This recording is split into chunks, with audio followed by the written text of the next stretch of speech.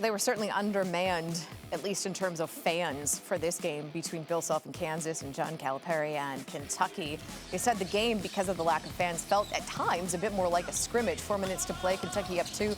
Davion Mintz drives, misses. Olivier Sarr is there for the putback dunk, but he misses too.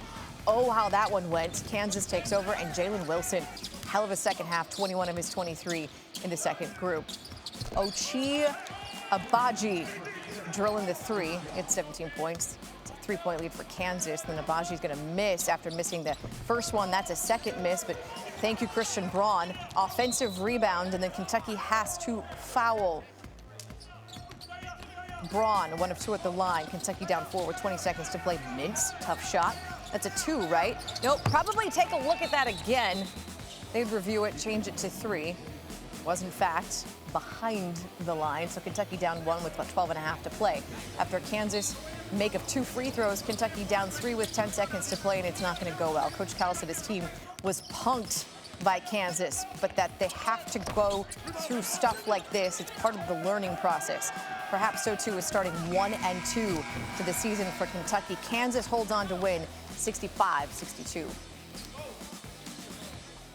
If I was Bill Self, I'd be so happy because my team was held to 29% from the floor and 23% from the 3, and we win. And let me tell you what they did to us in the second half. They punked us. They just got fit. We couldn't even bring in a ball. He didn't have a feel at all of a game. It had a feel of a scrimmage. And but I mean, the guys competed and they played hard, and certainly it's good to know that you can get behind and you can come back. And I think that's probably one of the things that we learned on this trip. They also learned how effective Jalen Wilson can be, because Kansas trailed at 6 by the half and as many as 13, but then Jalen Wilson, after scoring just 2 points in the first half, he dropped the 21 in the second half. And you compare that to Kentucky. The entire Kentucky team combined to score 27. We say hello now to our Seth Greenberg. How did the Jayhawks basically take over from the very start of the second half? I think John Calipari is right. They did punk this Kentucky team. They punked a young Kentucky team on the defensive end. They got up and underneath Kentucky. They pushed them well outside their comfort zone. They contested every pass, every catch, every dribble handoff. They made it impossible for this young Kentucky team to run offense. Watch right here. Good switch again, good pressure on the basketball, contested hard shot. That's really good defense. But Kentucky had no answers. They could not get into offense. Look how far they're starting their offense out. You can't feed the post that far away from the basket. That's just the way it is. And when they turned them over, 8 turnovers, 11 points in the second half, they actually did punk Kentucky, but I wouldn't say punked them. Their defense basically imposed its will on the game, and that was the difference in the game besides Wilson. All right, stick around, Coach, because we got to get to Michigan State and Duke. Number 8, Michigan State, visiting number 6, Duke, in the Champions Classic. They'd never won in Durham. Freshman Jalen Johnson coming off a 19-point, 9-rebound performance. He's going to drive here. Reverse. Pretty good. So Duke would have an early lead, but Johnson find himself in foul trouble in the first half. Can't play. Over a minute until halftime. Wendell Moore Jr. misses the 3. They missed a lot of them. Duke missed 14 of their first 15 3-point attempts, and on the other end, Aaron Henry drives and makes him pay. Michigan State would go on a 13-4 run to end the half, and Sparty leads 37-33 at intermission. Second half we go. Duke down 10 now. A pick by Henry, and then, ladies and gentlemen, Mr. Rocket Watts. I don't know, that would remind me of Randy Watson. I'm not sure how I feel about it, but I like it. Team high 20 points for Rocket. Under 10 to play, Sparty pulling away with this thing. Julius Marble throws it down. In fact, here's what Julius had to say about that emphatic dunk. It felt really good because, we're at Duke and, I kind of hate Duke. So in order to do that, it felt really good.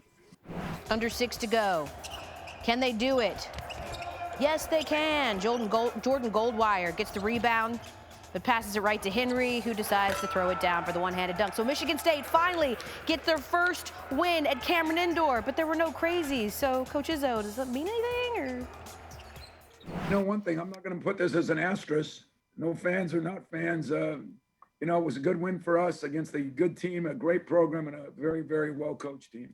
I think they're able to play at a consistently high level because of their experience and depth better than we are right now. It wasn't lack of effort or anything like. We just got to get accustomed. It's a 10-round fight. You can't fight 7 rounds, 8 rounds. You got to learn to fight the whole 10 rounds. Can you blame Izzo for saying it's not an asterisk game? There was a couple of firsts on this one. In fact, it's the first time Tom Izzo's won a regular season matchup with Coach K in 10 games.